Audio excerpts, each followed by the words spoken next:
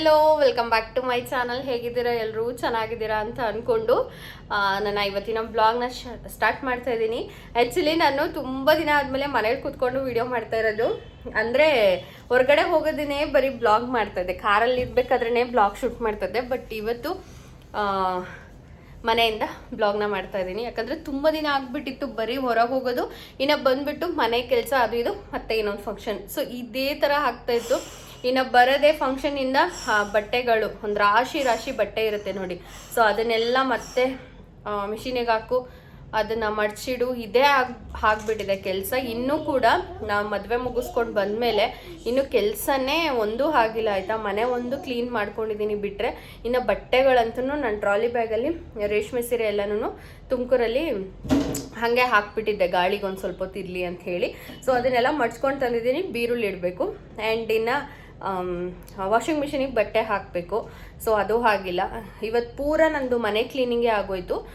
ಇನ್ನು ಸ್ವಲ್ಪ ಬಟ್ಟೆ ಎಲ್ಲ ಈ ಕ್ಲೀನಿಂಗ್ ಇದೆ. ಇನ್ನು ಇವತ್ತೆಲ್ಲ ಮನೆ ಕ್ಲೀನ್ ಮಾಡ್ಕೊಂಡು ಒಂಥರ ಸಮಾಧಾನ ಆಯಿತು. ಇನ್ನು ನಾಳೆ ಪೂರ ಎಲ್ಲ ಡೀಪಾಗಿ ಬಟ್ಟೆಗಳ ಮಿಷಿನಿಗೆ ಹಾಕಿ ಇನ್ನು ಬೀರುಳೆಲ್ಲ ಎತ್ತಿಟ್ರೆ ಅದೊಂದು ಕಂಪ್ಲೀಟ್ ವರ್ಕ್ ಮುಗಿಯುತ್ತೆ. ಎಲ್ಲಾದರೂ ಹೋಗಿ ಬಂದರೆ 2 ದಿನ ಅಂತೂ ಕಂಟಿನ್ಯೂ ಕೆಲಸ ಇರುತ್ತೆ ಅಂತ ಹೇಳ್ಬೋದು. ಸರಿ, ಇವಾಗ ಹರಿ ಬಂದಿದ ತಕ್ಷಣ ಹಳಸಿನೆಣ್ಣು ತೊಗೊಂಡು ಬಂದಿದ್ವಿ. ಸೊ ಅದನ್ನು ಕಟ್ ಮಾಡಬೇಕು.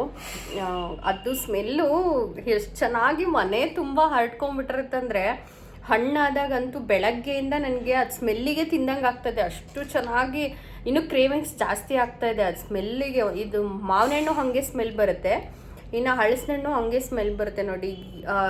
ಅದು ಹೆಂಗೆ ಅಂದರೆ ನಾವು ಇಲ್ಲೇ ಮುಚ್ಚಿಟ್ರು ಆ ಸ್ಮೆಲ್ ಇದೆಯಲ್ಲ, ಹಂಗೆ ತಿಂತಾ ಇರೋಣ ಅನಿಸುತ್ತೆ. ಬಟ್ ಹಂಗಂತ ಹೇಳಿ ಜಾಸ್ತಿ ನಾವು ತಿನ್ನಲ್ಲ, ಹರಿನೂ ತಿನ್ನಲ್ಲ, ನಾನು ತಿನ್ನಲ್ಲ. ತುಂಬ ಕಮ್ಮಿ ಕ್ವಾಂಟಿಟಿ, ಒಂದು 3-4 ತೊಳೆ ತಿನ್ಬೋದು ಅಷ್ಟೇನೆ, ಜಾಸ್ತಿ ತಿನ್ನಲ್ಲ. ಅದಕ್ಕೇ ಜಾಸ್ತಿ ತೊಗೊಂಬಂದಿದ್ವಿ. ನಮ್ಮ ದೊಡ್ಡಮ್ಮ ಕೂಡ ಒಂದು 3 ಹಳಸಿನೆಣ್ಣೆನೋ ಕೊಟ್ಟಿದ್ರು, ಮತ್ತು ಅಪ್ಪಾಜಿ ಕೂಡ 1-2 ತೊಗೊಂಬಂದಿದ್ರು. ಅದರಲ್ಲಿ ಅಪ್ಪಾಜಿ ತೊಗೊಂಬಂದಿದ್ದು ತುಂಬ ದೊಡ್ಡ ಸೈಜು, ಸರಿನಾ. ಹಂಗಾಗಿ ನಾವು ಇನ್ನು ವೇಸ್ಟ್ ಮಾಡಿಬಿಡ್ತೀವಿ. ಪ್ರತಿ ಸಲನೂ ನಾವು ಹಳಸಿನೆಣ್ಣು ಮಾವಿನೆಣ್ಣು ತೊಗೊಂಬಂದಾಗ ನಮ್ಮ ಮಾವವ್ರಿಗೆ ಕೊಟ್ಬಿಡ್ತೀವಿ. ಜಾಸ್ತಿ ನಾವು ಇಟ್ಕೊಳ್ಳಲ್ಲ, ಯಾಕಂದರೆ ನಾವು ತಿನ್ನೋದು ಕಡಿಮೆ, ಹಂಗಾಗಿ ಇಟ್ಕೊಳ್ಳಲ್ಲ. ಮಾವಿನೆಣ್ಣು ಮಾತ್ರ ಎಷ್ಟಿದ್ರೂ ಖಾಲಿ ಮಾಡ್ತೀವಿ. ಯಾಕಂದರೆ ಈ ಸಲ ಹನಿನೂ ಲಾಸ್ಟ್ ಇಯರು ಚೆನ್ನಾಗಿ ತಿಂತಾಯಿದ್ಲು, ಆ್ಯಂಡ್ ಇವಾಗಲೂ ಕೂಡ ತುಂಬ ಚೆನ್ನಾಗಿ ಮಾವಿನೆಣ್ಣು ತಿಂತಾಳೆ. ಅದಕ್ಕೋಸ್ಕರ ಮಾವಿನೆಣ್ಣು ಸ್ವಲ್ಪ ಜಾಸ್ತಿನೇ ಮನೇಲಿ ಇಟ್ಟಿರ್ತೀವಿ ಸೀಸನಲ್ಲಿ. ಇನ್ನು ಹಳಸಿನೆಣ್ಣು ಕಡಿಮೆ, ಜಾಸ್ತಿ ಎಲ್ಲ ಏನು ತೊಗೊಂಡು ಬರಲ್ಲ. ತಂದರೂ ಕೂಡ ನಾನು ಮಾವರಿಗೋಸ್ಕರ ತೊಗೊಂಡು ಬಂದುಬಿಟ್ಟು ಇನ್ನು ಅವರಿಗೆ ಕೊಟ್ಟು ಕಳಿಸ್ತೀವಿ. ನೈಟು ನಾವು ಆ್ಯಕ್ಚುಲಿ ಊರಿಂದ ಅಂದರೆ ಬೆಂಗಳೂರಿಂದ ಬಂದು ತುಮಕೂರಲ್ಲಿ ಸ್ಟೇ ಆಗಿ ಅಲ್ಲಿಂದ ನಾವು ಬಂದ್ವಲ್ಲ ಊರಿಗೆ. ಬರ್ತಾನೆ ನೈಟ್ ಆಲ್ರೆಡಿ ಒಂದು 11:30 ಏನೋ ಆಗಿತ್ತು ನಮ್ಮ ದೊಡ್ಡಮ್ಮರ ಊರಿಗೆ ಹೋಗಿ. ಸೊ ಅಲ್ಲಿಂದ ಬರೋ ಅಷ್ಟರಲ್ಲಿ 11:30 ಆಗಿತ್ತು. ಇನ್ನು ಬರ್ತಾನೆ ನಮ್ಮ ಮಾವ ಅವರಿಗೆ ಕೂಡ ಕೊಟ್ಬಿಟ್ಟು ನಾವು ತೊಗೊಂಡು ಬಂದ್ವಿ. ಅಕ್ಕ ಒಂದು, ನಾನೊಂದು ತೊಗೊಂಡ್ವಿ. ಇನ್ನು 3 ನಮ್ಮ ಮಾವವ್ರಿಗೆ ಕೊಟ್ವಿ. ಅಲ್ಲಿ ಅಂದರೆ ಮನೆ ಇದೆ, ಅಂದರೆ ಅಕ್ಕಪಕ್ಕದಲ್ಲೆಲ್ಲ ಇರ್ತಾರಲ್ವ, ಕೊಟ್ಬಿಡ್ತಾರೆ. ನನಗೆ ಇಲ್ಲಿ ಮನೆ ಇಲ್ಲ, ನನ್ನ ಸಿಂಗಲ್ ಮನೆ. ಅಂದರೆ ಸುತ್ತಮುತ್ತ ಮನೆಗಳಿದೆ, ಬಟ್ ಆದರೂ ಆ ಥರ ಕ್ಲೋಸ್ನೆಸ್ಸು ಆ ಥರ ಎಲ್ಲ ಏನಿಲ್ಲ. ನಮ್ಮ ಮನೆ ಡೋರ್ ಕಡೆ ನಮ್ಮದೊಂದೇ ಮನೆ. ಸೊ ಹಾಗಾಗಿ ಯಾರಿಗೂ ಕೊಡೋಕ್ಕಾಗಲ್ಲ. ಇನ್ನು ಇಟ್ಕೊಳ್ಳೋದು ಬೇಡ, ವೇಸ್ಟ್ ಮಾಡೋದು ಅಂಥೇಳಿ ಕೊಟ್ಟು ಬಂದ್ವಿ. ಸೊ ಇವಾಗ ಬಂದಿದ ತಕ್ಷಣ ಹಳಸಿನೆಣ್ಣ ಕಟ್ ಮಾಡಬೇಕು. ವರ್ಷದ್ದು ಮೊದಲನೇ ಹಳಸಿನೆಣ್ಣು ಇದೇನೆ ತಿಂತಾ ಇರೋದು ಇವಾಗ.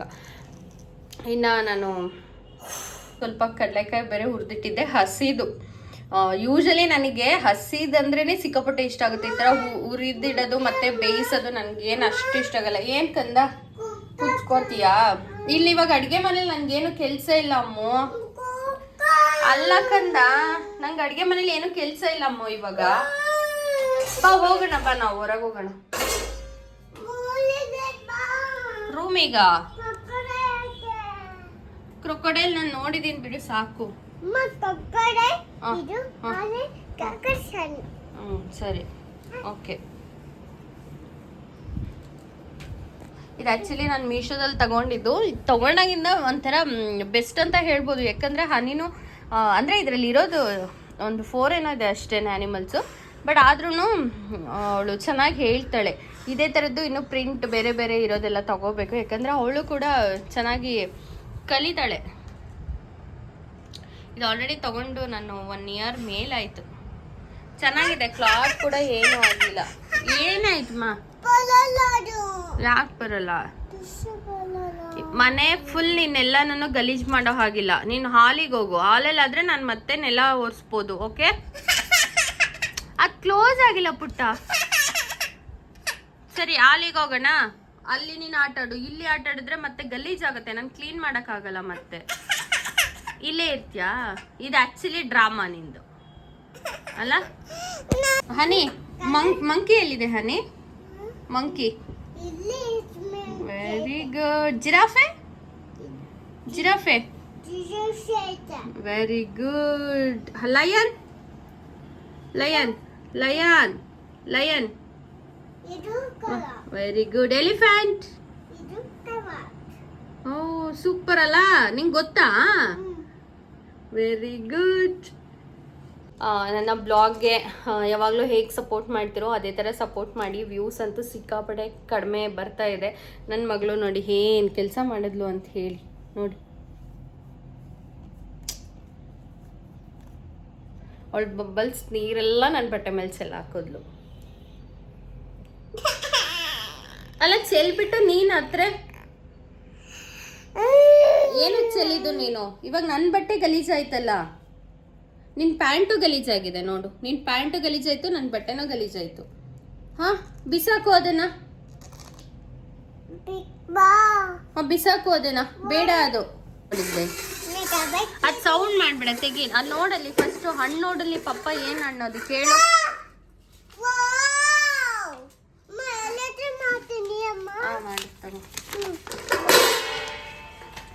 ಹೆಲಿಕಾಪ್ಟರ್ ರೆಡಿ ಆಯ್ತಾ? ಹೆಲಿಕಾಪ್ಟರ್ ರೆಡಿ ಆಯ್ತು. ಚಿನ್ನಿ ಇಲ್ಲಿ ನೋಡಿಲ್ಲಿ, ಹನಿ ಹಣ್ಣು ನೋಡಿಲಿ, ಅಲ್ಲಿ ನೋಡಲ್ಲಿ. ಏನದು? Jack fruit.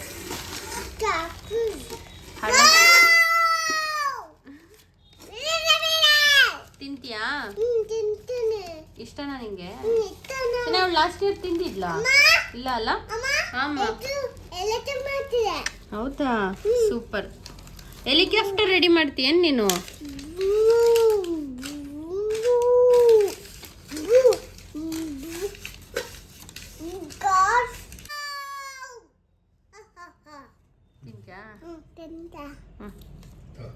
ಇದೆ ಇದು ಬೇಡ, ಅದ್ ಬೇಡ, ಅದ್ ಕೊಡೆ.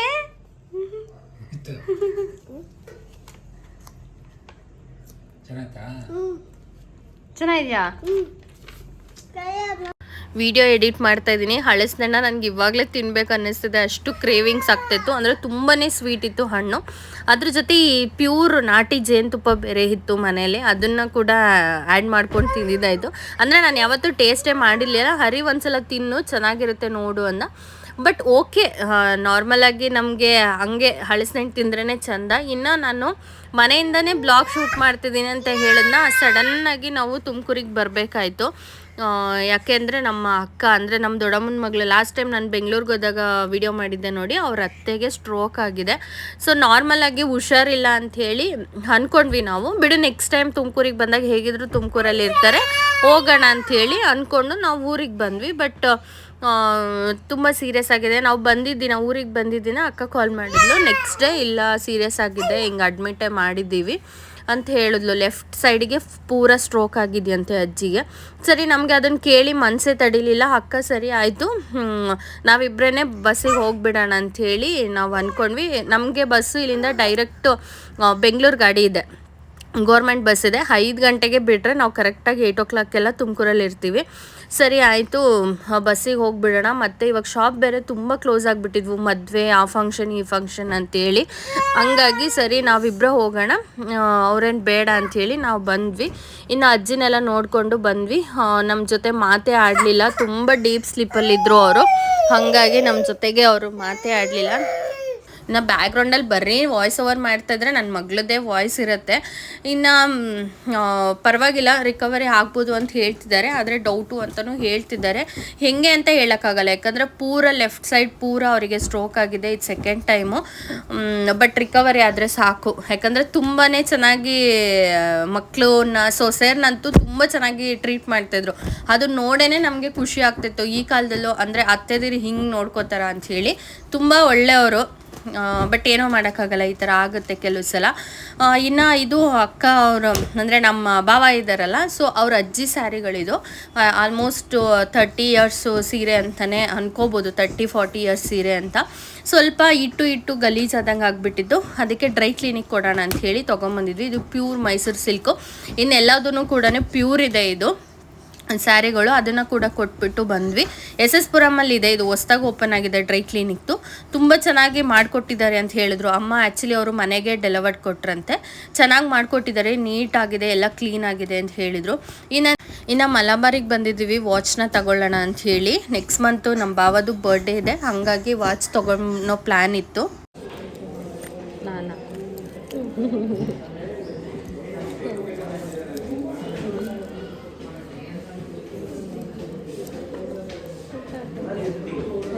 ಅದೇ ಉಲ್ಟಾ ಹಾಕಿದ್ದೀನಿ, ಬಟ್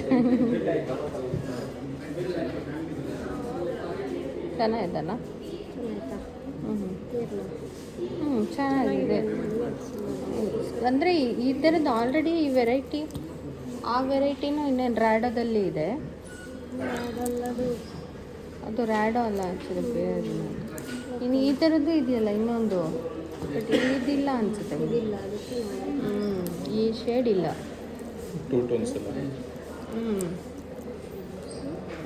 ಚೆನ್ನಾಗಿದೆ.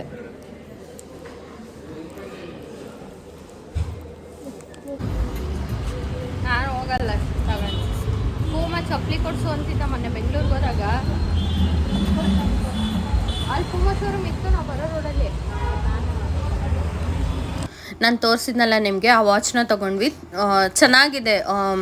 ಲೈಕ್ ನಾನು Harige last almost 3 year back ನಾನು ಮಲಬಾರಲ್ಲೇ ವಾಚ್ ತೊಗೊಂಡಿದ್ದು. 3-4 ಇಯರ್ಸ್ ಆಯಿತು. ಒಂದು ಚೂರು ಕೂಡ ಕಲರ್ ಶೇಡ್ ಆಗಿಲ್ಲ, ಏನು ಕ್ವಾಲಿಟಿ ಇಶ್ಯೂ ಕೂಡ ಇಲ್ಲ. ಇದುವರೆಗೂ ಬ್ಯಾಟ್ರಿ ಕೂಡ ಡೌನ್ ಆಗಿಲ್ಲ. ಓಕೆನಾ, ಅಷ್ಟು ಚೆನ್ನಾಗಿದೆ. ಇನ್ನು ಅಲ್ಲಿ ವಾಚ್ ತೊಗೊಂಡು ಬಂದಮೇಲೆ ಸನ್ ಗ್ಲಾಸಸ್ ಕೇಳ್ತಾ ಇರ್ತಾನೆ ಯಾವಾಗಲೂ ಅಂತ ಹೇಳ್ತಾ ಇದ್ಲು ಅಕ್ಕ. ಸರಿ ಸನ್ ಗ್ಲಾಸಸ್ಸು ತೊಗೊಂಡ್ಬಿಡೋಣ ಅಂಥೇಳಿ ನಾವು ಲೆನ್ಸ್ ಕಟ್ಟಿಗೆ ಬಂದ್ವಿ. ಚೆನ್ನಾಗಿ ಅಂದರೆ ಕಲೆಕ್ಷನ್ಸ್ ತುಂಬ ಚೆನ್ನಾಗಿ ಇಟ್ಟಿದ್ರು. ಸರಿ ಆಯಿತು ತೊಗೊಳ್ಳೋಣ ಅಂತ ಹೇಳಿ ಅಂದ್ಕೊಂಡ್ವಿ. ಮತ್ತು ಆಫರ್ ಬೇರೆ ನಡೀತಾ ಇತ್ತು, ಬೈ 1 get 1 ನಡೀತಾ ಇತ್ತು. 2,500ಕ್ಕೆ 2 ಸನ್ ಗ್ಲಾಸಸ್ ಏನೋ ಬರ್ತಾಯಿತ್ತು. ಇನ್ನು ಏನಾಗುತ್ತೆ ಗೊತ್ತಾ, ನಮ್ಮ ಭಾವಂಗೆ ಏನೇ ತೊಗೊಳ್ಬೇಕು ಅವನಿಗೆ ಅಂತ ಅಂದ್ರೂ ನಾನು ಟ್ರಯಲ್ ಮಾಡೋದು. ಯಾಕೆಂದರೆ ಇವನ್ ಸ್ಲಿಪ್ಪರ್ ಸೈಜ್ ಇರ್ಬೋದು, ನನಗೆ ಆಗುತ್ತೆ ಅಂದರೆ ಅವನಿಗಾಗುತ್ತೆ. ಅಂದರೆ ಅದರಲ್ಲಿ ಇವಾಗ ನನಗೆ ಆಗುತ್ತೆ ಅಂದರೆ ಇನ್ನೊಂದು ಸ್ವಲ್ಪ ದೊಡ್ಡ ಸೈಜ್ ತೊಗೊಂಡ್ರೆ ನೆಕ್ಸ್ಟು ಸೈಜ್ ತೊಗೊಂಡ್ರೆ ಅವನಿಗಾಗುತ್ತೆ. ಸೊ ಈ ಥರ. ಇನ್ನು ಗ್ಲಾಸಸ್ಸು ಅಷ್ಟೇನೆ. ಸೊ ನಾನು ಟ್ರಯಲ್ ಮಾಡ್ತಾಯಿದ್ದೀನಿ ಎಲ್ಲನೂ. ಅಲ್ಲಿ ಬ್ಯಾಕ್ಗ್ರೌಂಡಲ್ಲಿ ಮ್ಯೂಸಿಕ್ ಪ್ಲೇ ಆಗಿತ್ತು, ಹಾಗಾಗಿ ವಾಯ್ಸ್ ಓವರ್ ಮಾಡ್ತಾಯಿದ್ದೀನಿ. ಇನ್ನು ಹನಿಗೆ ನಾನು ಹುಟ್ಟಿದಾಗಿಂದನೂ ಇಲ್ಲೇ ಚಾಮುಂಡೇಶ್ವರಿ ಅಮ್ಮನವ್ರ ದೇವಸ್ಥಾನದಲ್ಲೇ ನಾನು ಅವಳಿಗೆ ತಾಯ್ತಾ ಹಾಕ್ಸೋದು. ಅದೇನೋ ಗೊತ್ತಿಲ್ಲ, ಅವಳಿಗೆ ಇಲ್ಲಿ ಹಾಕ್ಸಿದ್ರೇ ಅವಳು ಚೆನ್ನಾಗಿರ್ತಾಳೆ, ನಮ್ಮನ್ನು ಚೆನ್ನಾಗಿರಕ್ಕೆ ಬಿಡ್ತಾಳೆ. ಇಲ್ಲ ಅಂತಂದರೆ ತುಂಬ ಹಠ ಕಿರಿಕಿರಿ ಮಾಡ್ತಿರ್ತಾಳೆ. ಹಾಗಾಗಿ ಬಂದಿದ್ನಲ್ಲ, ಸರಿ ಅವಳನ್ನ ಅಂತೂ ಕರ್ಕೊಂಡು ಬಂದಿರಲಿಲ್ಲ. ನಾವು ಸಡನ್ನಾಗಿ ಇಲ್ಲಿಗೆ ಬರೋ ಪ್ಲ್ಯಾನ್ ಇರಲಿಲ್ಲ ದೇವಸ್ಥಾನಕ್ಕೆ. ಮುಂದೆ ಹಂಗೆ ರೋಡಲ್ಲಿ ಪಾಸ್ ಆಗ್ತಿದ್ವಾ, ಸರಿ ಆಯಿತು ಹನಿಗೆ ತಾಯ್ತ ತೊಗೊಂಡೋಗೋಣ ಅಂತ ಹೇಳಿಬಿಟ್ಟು ನಾವು ದೇವಸ್ಥಾನಕ್ಕೆ ಬಂದ್ವಿ. ಸೊ ಇಲ್ಲಿ ಅವಳು ಹುಟ್ಟಿದಾಗಿಂದನೂ ನಾನು ಇಲ್ಲಿ ಬಿಟ್ಟರೆ ಇನ್ನೆಲ್ಲೂ ಕೂಡ ತೊಗೊಂಡಿಲ್ಲ ಅವಳಿಗೆ. ಊರಲ್ಲಿ ಕೂಡ ಹಾಕ್ಸಿದ್ದೆ, ಇನ್ನೂ ಜೋರಾಗಿ ಹಠ ಮಾಡೋಕ್ಕೆ ಸ್ಟಾರ್ಟ್ ಮಾಡಿದ್ಲು. ಮತ್ತು ನಾನು ಇಲ್ಲೇ ಹಾಕ್ಸೋದಕ್ಕೆ ಸ್ಟಾರ್ಟ್ ಮಾಡಿದೆ. ಇನ್ನು ಚೆನ್ನಾಗಿ ಅವಳಿಗೆ ಇಲ್ಲಿ ದೇವಸ್ಥಾನದಲ್ಲಿ ತಾಯಿ ಯಂತ್ರ ಹಾಕ್ಸಿದ್ರೆ ಅಷ್ಟೇ ಅವಳು ಆರಾಮಾಗಿ ಕೂಲಾಗಿರ್ತಾಳೆ.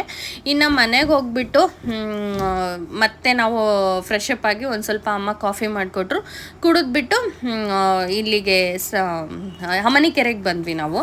ಇಲ್ಲಿ ಫಿಶ್ಶಿಂದು ಸುಮಾರು ತಿಂಗಳುಗಳಿಂದ ಹಾಕಿದ್ರು, ಅಂದರೆ ಈ ಥರ ಫಿಶ್ ಎಕ್ಸಿಬಿಷನ್ ಎಲ್ಲನೂ ಮತ್ತು ಇನ್ನು ಬೇರೆ ಬೇರೆ ಎಕ್ಸಿಬಿಷನ್ ಎಲ್ಲನೂ ಇಟ್ಟಿದ್ರು. ಸರಿ ನಾವು ಮಕ್ಳನ್ನ ಕರ್ಕೊಂಡು ಬರೋಣ ಅನ್ಕೊತಿದ್ವಿ, ಬರೋಕ್ಕೆ ಆಗಿರಲಿಲ್ಲ. ಇನ್ನು ಎಲ್ಲರೂ ಇದ್ದಾಗಂತೂ ಏನಾದರೂ ಒಂದು ಕೆಲಸ ಇರುತ್ತೆ, ಆ ಕೆಲಸದಲ್ಲಿ ಬ್ಯುಸಿ ಆಗ್ಬಿಟ್ಟು ಸುಮ್ಮನೆ ಆಗ್ತೀವಿ. ಇನ್ನು ಹೆಂಗಿದ್ರೂ ಫ್ರೀ ಆಗಿದ್ವಲ್ಲ, ಸರಿ ಇವ್ರನ್ನಾದರೂ ಕರ್ಕೊಂಡು ಹೋಗೋಣ, ಅಟ್ಲೀಸ್ಟ್ ತೋರಿಸ್ಕೊಂಬರೋಣ ಅಂಥೇಳಿ ಕರ್ಕೊಂಡು ಹೋದ್ವಿ.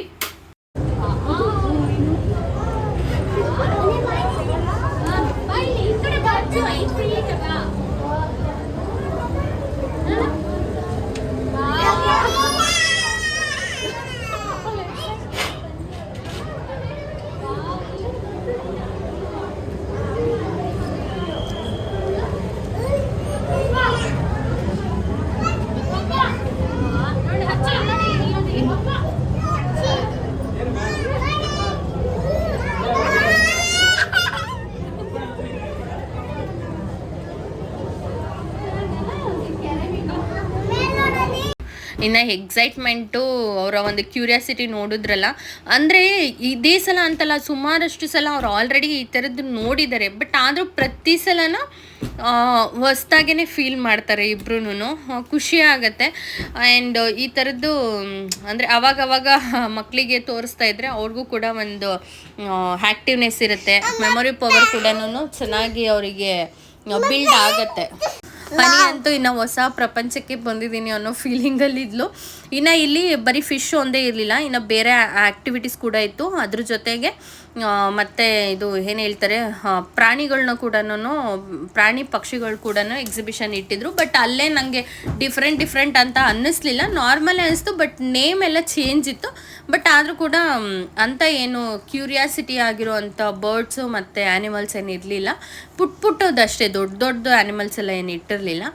ಇನ್ನು ಇಲ್ಲಿ ಕೂಡ ನಾವು ನೋಡಿಕೊಂಡು ಸ್ವಲ್ಪ ಹೊತ್ತು ಹಂಗೆ ಒಂದು ಹಾಫ್ ಆನ್ ಅವರ್ ಏನೋ ಟೈಮ್ ಸ್ಪೆಂಡ್ ಮಾಡಿದ್ವಿ ಅಷ್ಟೇ, ಜಾಸ್ತಿ ಹೊತ್ತೇನಿಲ್ಲ. ಯಾಕಂದರೆ ತುಂಬ ಏನು ದೊಡ್ಡದಾಗೆಲ್ಲ ಹಾಕಿಲ್ಲ ಅಲ್ಲಿ. ಆರಾಮ್ಸೆ ಒಂದು 5 ಮಿನಿಟ್ಸಲ್ಲಿ ಕೂಡ ಮುಗಿಸ್ಕೊಂಡು ಬರ್ಬೋದು, ಅಷ್ಟು ಕಮ್ಮಿ ಸ್ಪೇಸಲ್ಲೇ ಇಟ್ಟಿರ್ತಾರೆ ಅಷ್ಟೇ. Long time 1 hour 2 hours spend ಮಾಡೋ ಹಂಗೇನಿಲ್ಲ. ಇನ್ನು ಅಂದರೆ ಮಾಮೂಲಿ ಇದು ಏನಾದರೂ ಜ್ಯುವೆಲ್ರಿಗಳು, ಬಟ್ಟೆಗಳನ್ನೆಲ್ಲ ಇಟ್ಟಿರ್ತಾರೆ ನೋಡಿ ಶಾಪಿಂಗ್ ಮಾಡೋಂಗಿದ್ರೆ, ಅದೊಂದು ಸ್ವಲ್ಪ ಹಾಕಿದ್ರು. ಇನ್ನು ಏನೋ ಹೊಸ್ದಾಗಿ ಫಿಶ್ ಓಡಾಡ್ತಿದೆ ಅನ್ನೋ ಫೀಲಿಂಗಲ್ಲಿ ಇವರಿಬ್ಬರು ನೋಡ್ತಾ ಇದ್ದಾರೆ. ಅದು ಏನಂತನೂ ಅವ್ರಿಗೆ ಅರ್ಥ ಆಗ್ತಾಯಿಲ್ಲ. ಬಟ್ ಮಾತಾಡ್ತಿದ್ಯಲ್ಲ ಫಿಶ್ಶು ಅನ್ನೋ ಥರ.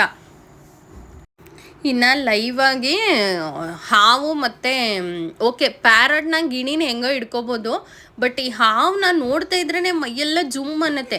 ಅದ್ರದ್ದು ಹಲ್ಲು ತೆಗ್ದಿರಲಿ ಅಥವಾ ತೆಗಿದೇ ಇರಲಿ, ಏನಾದರೂ ಆಗಿರಲಿ, ಅದು ನೋಡ್ತಿದ್ರೇ ಮೈಯೆಲ್ಲ ಜುಮ್ ಅನ್ನತ್ತೆ. ಅದನ್ನು ಇನ್ನು ಮೈ ಮೇಲೆ ಬೇರೆ ಹಾಕಿಸ್ಕೋತಾರೆ, ಹೆಂಗಪ್ಪ ಹಾಕಿಸ್ಕೋತಾರೆ ಅಂತ ಅನಿಸುತ್ತೆ. ಇಲ್ಲೂ ಕೂಡ ಇತ್ತು ಲೈವಾಗಿ ಸ್ನೇಕ್ನ ಮೈ ಮೇಲೆಲ್ಲ ಹಾಕಿಸ್ಕೊಳ್ಳೋದು ಮತ್ತು ಪ್ಯಾರಟ್ನ ಕೈಯಲ್ಲಿ ಇಟ್ಕೊಳ್ಳೋದಿತ್ತು. ನಂಗೆ ನಿಜವಾಗ್ಲೂ ನೋಡಿ ಎಷ್ಟು ಒಂಥರ ಹೆಂಗೆ ಅಂದರೆ ಏನೋ ಒಂಥರ ನಮ್ಮ ಪಕ್ಕನೇ ಬಂದುಬಿಡ್ತೇನೋ ಅನ್ನೋ ಥರ. ನೋಡಿ ಅವರು ಕೊರಳಲ್ಲಿ ಹಾಕ್ಕೊಂಡಿದ್ದಾರೆ.